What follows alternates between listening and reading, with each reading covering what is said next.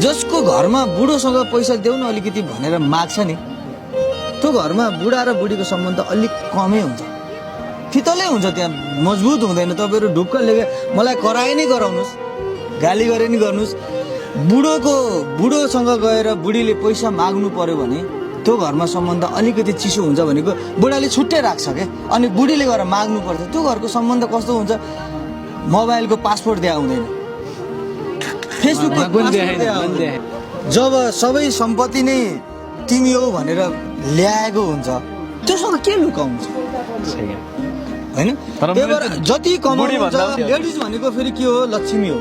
हामी लक्ष्मीसँग लुकाउँछौँ भने हामी के कमाउँछौँ?